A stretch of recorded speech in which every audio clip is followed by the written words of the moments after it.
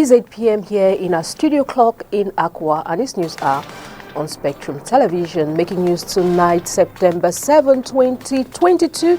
The government of Cameroon wants to reduce Cameroon's dependency on fish imports.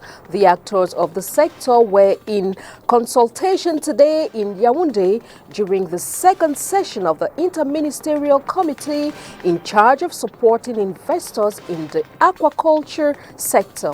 Olivier Mbuzike and Frederick Form will shine the light on that story.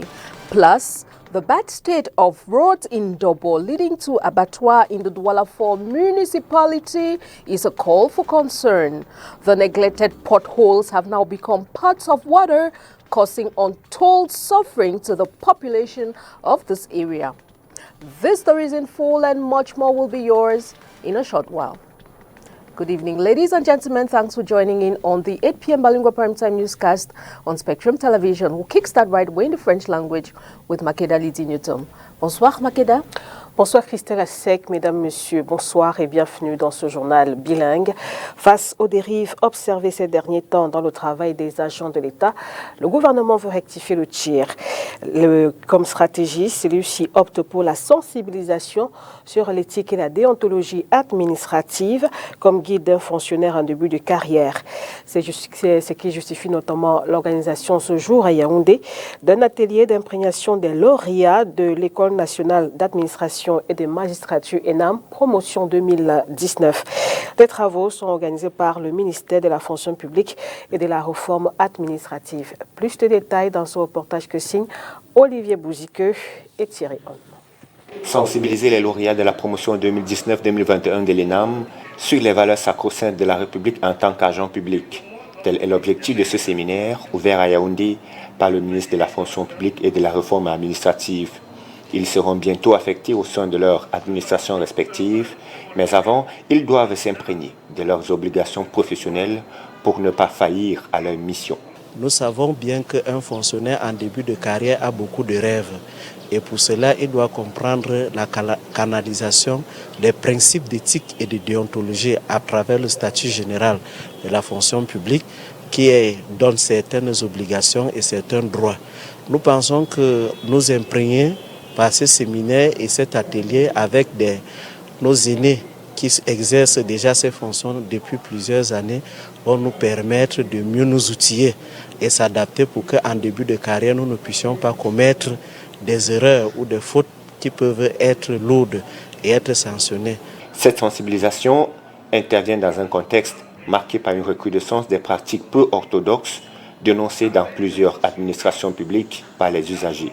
Il incombe à tous les agents publics le devoir de veiller au respect de l'intérêt général et de la morale publique dont les valeurs éthiques constituent le ferment.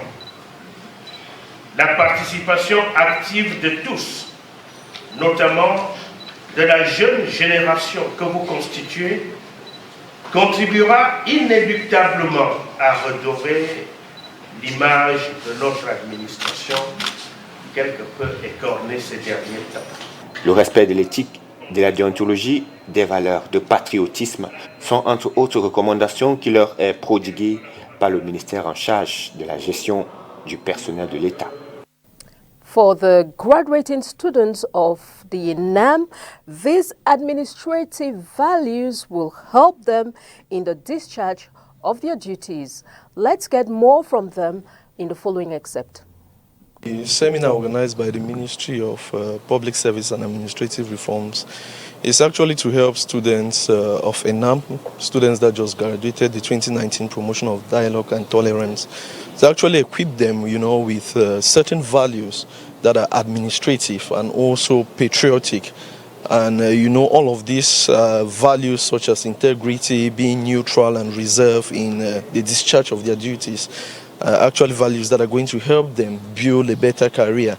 And so to us as students, it's very important that this seminar is coming at this time when very soon we'll be sent to the field to begin service. And I think it's something that we really have to hold very strong to because it's very important to all the students who will be sent out to the field very soon by the Ministry of Public Service and Administrative Reforms. I think what I would do as a civil servant about to commence my career, I would try to do everything possible to implement what the ethics and deontology of a civil servant warrants from me. And aside from that, I think as a human being, you also need to use your human nature when you're serving the public. So I think those two things will actually guide me in my tasks. An ex-student from the National School of Administration and Magistracy in NAM. This workshop will be of great importance to us as young civil servants that are about to commence their career. First of all, ethics and deontology as a theme for the conference would go. This is something that we were taught in school to put the code of ethics and deontology as civil servants. Me, personally, this conference will reinforce my skills on that aspect. Importation du poisson, nous le disions dans les titres, le gouvernement veut réduire la dépendance du Cameroun. Le gap se situe actuellement à près de 150 000 tonnes et les producteurs locaux se disent prêts à investir dans ces filières si et seulement si toutes les conditions favorables sont réunies. À cet effet, les différents acteurs étaient en concertation à Yaoundé et c'était dans le cadre de la deuxième session du comité interministériel chargé de l'accompagnement des investisseurs dans la filière aquacole. Reportage Olivier Bouziqueux et Frédéric Homme. La demande nationale en production halieutique est estimée à plus de 500 000 tonnes par an et ne peut être satisfaite par les pêches de capture, dont les productions cumulées à celles de l'aquaculture sont estimées en 2019 à seulement 335 000 tonnes, dont 9 100 tonnes pour l'aquaculture. Le déficit d'approvisionnement est comblé en partie par les importations. Le Premier ministre avait instruit de limiter cette dépendance aux importations. 3 ans plus tard, où en est le ministère de l'élevage? Depuis le lancement de l'appel à manifestation d'intérêt pour la préqualification des producteurs désireux d'investir dans l'aquaculture, il y a beaucoup de Camerounais qui s'intéressent, il y a beaucoup de projets qui se mettent déjà en place et d'ici peu, on va doubler ou bien tripler la production nationale. On va passer de 10 000 tonnes facilement à 30 000 tonnes d'ici 2025. En vue, si on regarde bien les projets qui sont en train de se mettre en place. L'appel à manifestation d'intérêt a mobilisé quelques opérateurs économiques nationaux et étrangers en vue d'investir dans l'aquaculture au Cameroun. Mais ces derniers sont dubitatifs au regard des nombreux goulots d'étranglement qui pourront freiner leur action. C'est-à-dire au point qui empêche le secteur d'aller de l'avant. C'est-à-dire les difficultés au niveau des administrations, ce qui est élevé au moins à 75%, et voir certaines facilités que nous ne connaissons pas auparavant et que le ministre nous a dit là maintenant que ça existe et qu'on saurait bénéficier de ces facilités-là. Moi personnellement, dans ma structure, l'objectif que je me suis fixé, c'est de produire au moins 7 000 tonnes de poissons par an. Cet échange avec les investisseurs vise à leur offrir des garanties tout au moins sur le plan administratif pour les inciter à investir notamment dans la production des intrants, des intensifs, la commercialisation et la distribution de poissons de table, moyenne et grande importance au niveau local. Jan Wilfred, one of the participants in this interministerial committee in charge of supporting investors in the aquaculture sector, gives more light on some of the resolutions arrived at during the session. Was instituted to help fish farmers in Cameroon, all those investing in the fish sector, to be able to invest without much difficulties. You know, the government has procedures which involve many ministries, like the land. It involves also the Ministry of Energy, since you're using water. It involves the environment, since you're exploiting water resources and putting it into the environment. So this committee wants to see all the legal apparatus that is in place to help facilitate those who are investing in the sector to be able to establish their companies without much difficulty. And we think that there are a few things that when we work together with all these ministries, if we put in place certain strategies, we'll be able to facilitate us, the private investors, to benefit from all that the government is putting in place to promote the aquaculture sector in Cameroon. Part of the strategies the government has put in place that we are counting on is to facilitate things like environmental studies for fish farmers. The law of 2000 exonerating imports of inputs and material for fish farmers. So those are some of the things that the government put in place, which the ministry need to work together to put it in practice for us to benefit fully from these facilities. One of the main difficulties that we go through is financing. Most of the banks for the moment are not financing the sectors, and we are working with our own funds, which makes it very difficult to go large scale, which the bank is not behind you to finance the sector. That's one of the difficulties, and we hope this committee, we have the Minister of Finance involved and the Minister of Planning. I think there are facilities that are being that they are putting in place to help us in this line. The other difficulty is markets. Generally, locally produced fish is very well eaten by Cameroonians. Unfortunately, we don't have dedicated markets in order to promote these fishes. And I think the Minister of Local Development is there, and they will help us through this other problem.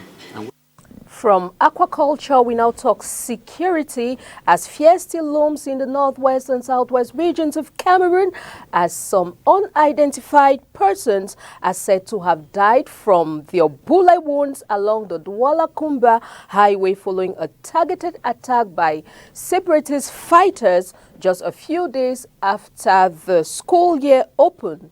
Josephine Binzi gives us a roundup on the security situation in that part of the country.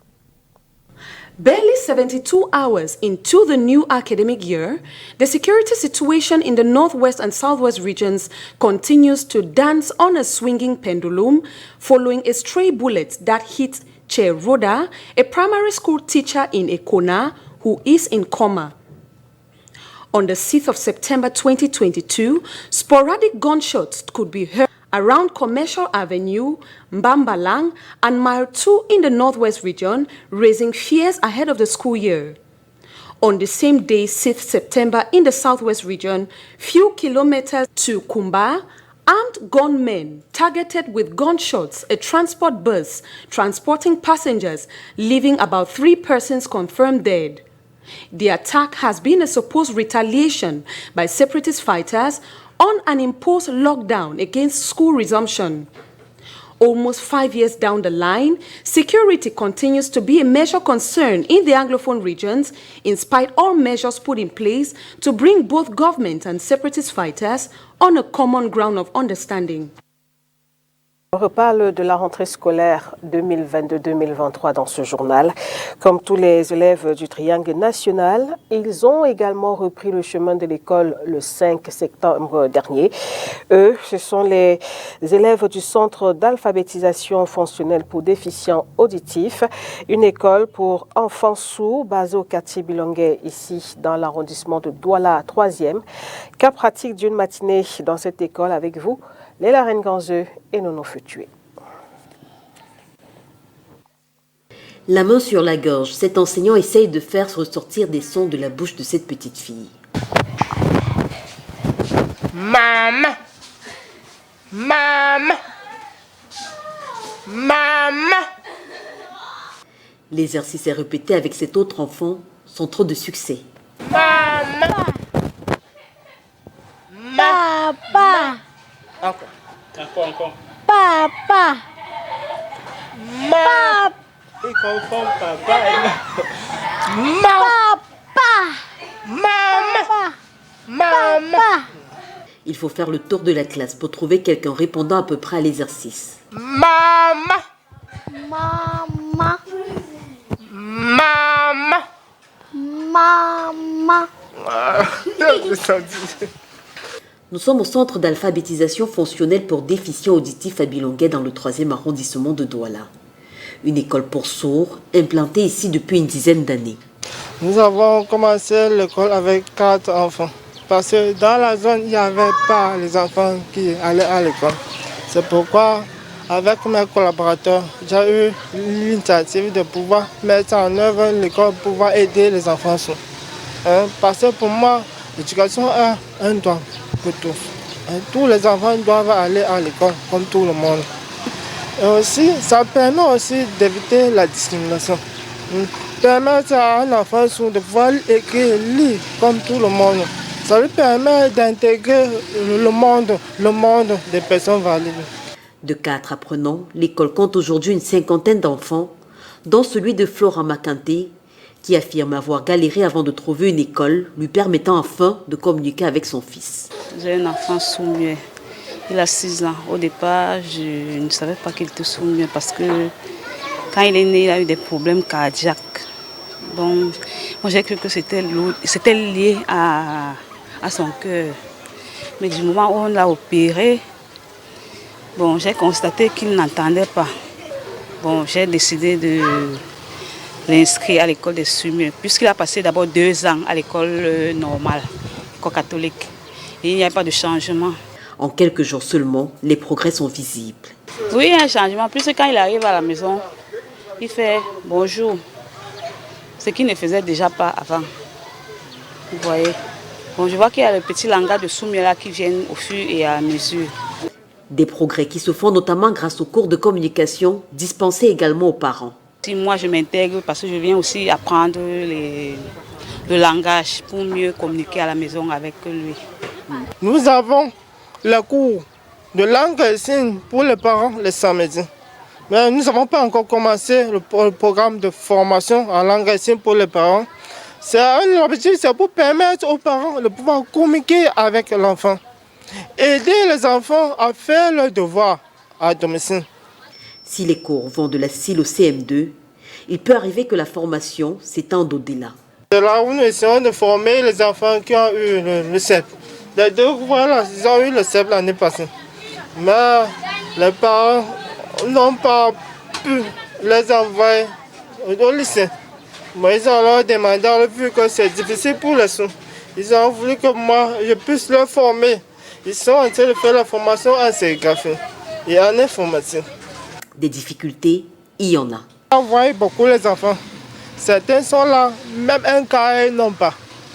Les parents les ont envoyés à l'école comme ça, juste avec le sac, sans un carré. Bon, ce sont les carrés que j'ai reçus de certains partenaires, que je distribue aux enfants pour qu'ils puissent écrire à l'intérieur.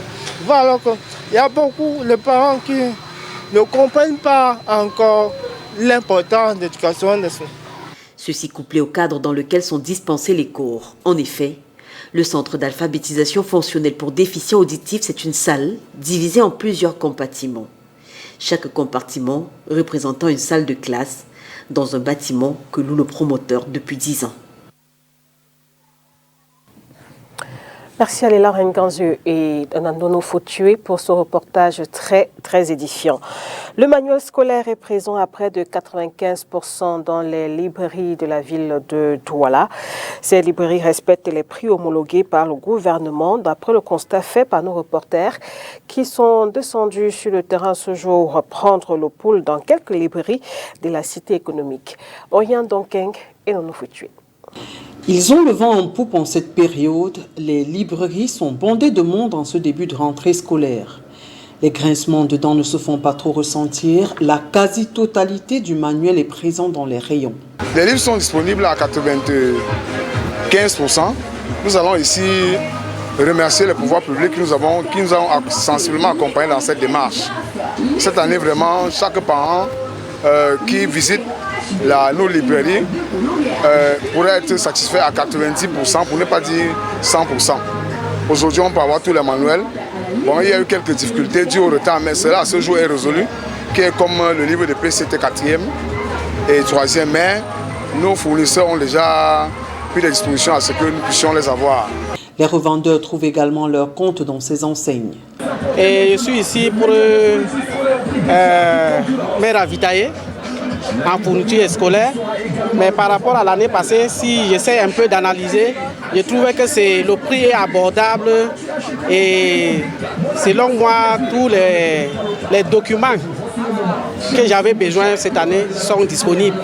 Entre cahiers, livres et autres stylos, ce sont des parents plutôt satisfaits par la disponibilité et les coûts. Je suis venu ici, là où vous me trouvez, hier j'ai eu tout ce que j'avais besoin. Je suis là aujourd'hui pour complément. rien que. Et il y en a. Généralement, partout où je suis allé, en ce qui concerne les livres, les prix sont déjà affichés sur les livres. Et c'est pratiquement, par exemple, ma fille fait le lycée, donc les prix qui étaient affichés sur les livres, c'est les mêmes prix qu'on m'a donné en fait. Je pense que c'est, pour le moment, oui, c'est ça. Vous venez avec la liste que vous avez pris au niveau du collège, vous voyez déjà qu'on a déjà mis les prix dessus. Quand vous venez ici à la librairie, on respecte les prix. Donc nous n'avons pas de soucis de ce côté-là. Ces derniers sont appelés à plus de vigilance. Chaque livre a son prix écrit au verso. Il y a 1900. Et vous verrez autant d'autres.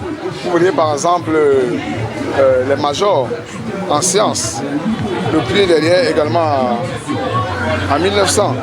Jusqu'au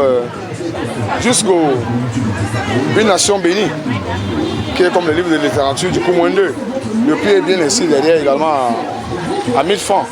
Donc ceci répond à certains de nos frères qui pouvaient se livrer à la spéculation.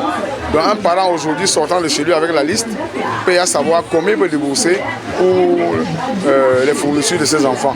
Ces coûts ne devraient donc pas être différents d'une librairie à une autre ou d'une ville à une autre. Still in line with the resumption of schools, commercial bike riders in the economic capital, Douala, say business is very slow since the resumption of schools, as the absence of coins to make change for their clients is a hindrance to the activity. Catherine Kone reports. Business seems slow for commercial bike riders in the city of Douala. This part of resumption of the new academic year 2022-2023. Même on ne gagne pas plus, c'est que ça. Il y a beaucoup d'élèves qui ont So many students have dropped out from school due to financial difficulties. Nothing has changed since the reopening of schools. If we used to work 2,000 francs CFA, we now make 2,500 francs or 6,000 francs. Si on travaille 5 000, on pouvait travailler 6 000, donc c'est un peu ça. Il n'y a pas encore l'affluence. Depuis que la rentrée a commencé, bon, c'est vrai qu'il n'y a pas encore assez d'affluence. It is true the affluence is not yet there since school resumed. We are hoping in the days ahead things will ameliorate. Quand l'école va vraiment lancer, puisque on ressent par le nombre de clients qu'on porte par. Je n'ai rien ressenti comme un mouvement. C'est comme si les parents n'ont pas. It's like parents have not been able to send their children to school this year. Because we are here, we can't see any changes in our work. Donc, c'est vraiment horrible pour nous. C'est vraiment horrible. Selon moi, pour le moment, il ne voit pas un changement. As for me, I can't see any change. Moi, je n'ai observé aucun changement. On devait transporter davantage des passagers, mais il y a aussi un souci. La rentrée a même commencé comme ça, on manque l'argent pour inscrire les enfants à l'école. However, these bike riders are hoping to make more revenue in the days ahead. Road in Dobo leading to the abattoir in the Douala 4 municipality in Bonaberi are call for concern. Neglected potholes have now become pots of water, making life difficult for the inhabitants of this locality. Josephine Binzi and Emmanuel TB paint a picture of the state of the state of roads, jaw-dropping, plying it, back-wrecking, almost 1 meter of depth.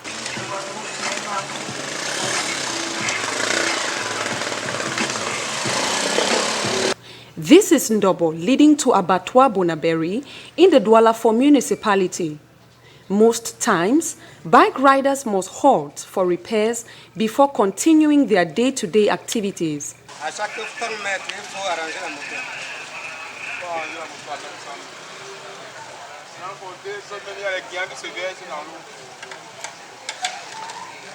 Whether it rains or not, plying these roads is an ordeal, according to commercial bike riders. The road this is Carrefour Sergio Polo, right to Bunandale. The state of the road is not easy. Every morning we need to swim inside the water, even with rain or without rain. But when there's rain, the issue is not easy. It worsens the situation. Like today, this morning, you need to enter water like 1 meter, almost 1 meter with a bike before you cross. So it's not really easy. We are really suffering. We are really suffering. Like with the bike, you need to go to mechanic every day. Every day, what you could have, first time you could have made a month before going to mechanic. Authorities, therefore, must not turn a blind eye to this. We are calling on the city mayor to see what he can do for us, because it is not really easy. During if you just follow this line and go, you will see the number of cars that are down because of the bad state of the road. The lives of road users and commercial bike riders plunged into this pool of water are in danger, as most times they have to do so side by side heavy-duty trucks. It is the desire of inhabitants around this area that authorities answer to the road concerns in this area. L'actualité à l'étranger, au Burkina Faso, au moins 9 personnes, 7 civils et 2 soldats ont été tués mardi lors des attaques de djihadistes présumés dans le nord du pays, indiquent ce mercredi des sources sécuritaires. Un forum sur le changement climatique s'ouvre ce mercredi en Égypte. Plus de détails dans ce résumé de l'actualité africaine avec VOA. Dans le nord du Burkina Faso, au moins 9 personnes, 7 civils et 2 soldats ont été tués mardi lors de 2 attaques distinctes de djihadistes présumés qui ont visé des civils et une patrouille militaire selon des sources sécuritaires. Le président burundais nomme un nouveau premier ministre, Gervais Ndirakobuka, remplace Alain-Guillaume Bunyoni. De même, des changements ont été opérés au sein de l'appareil sécuritaire. Il y a quelques jours, le président évariste Ndayishimiye avait dénoncé des velléités de coup d'État. Au Mozambique, une religieuse italienne a été tuée dans une attaque contre une mission catholique dans le nord-est, en proie à des violences djihadistes depuis près de 5 ans, a annoncé mercredi sa congrégation. Des représentants issus de 24 pays africains devraient se réunir en Égypte à partir de ce mercredi avec l'émissaire américain pour le climat John Kerry dans le cadre d'une rencontre sur la lutte contre le changement climatique COP27. Ce forum d'une durée de 3 jours intervient après un sommet lundi à Rotterdam aux Pays-Bas en soutien à l'adaptation de l'Afrique face au changement climatique. Une note en sport avant de refermer ce journal. Championnat d'Afrique des nations masculins de volleyball de moins de 19 ans. Le Cameroun se qualifie pour les demi-finales. Cet après-midi, nos jeunes volleyeurs ont battu l'Algérie en quart de finale du tournoi par 3-7-0 au Maroc. En demi-finale demain jeudi, le Cameroun sera opposé au Nigeria. C'est la fin de ce journal, mesdames, messieurs. Merci de votre attention. Bonne soirée. Bonne soirée à vous, Christelle Asek. Bonne soirée, Makeda Lydie Newton. Good night, televiewers. Thanks for watching. See you tomorrow, God willing, for another edition of the Bilingual News on Spectrum Television. Bye-bye.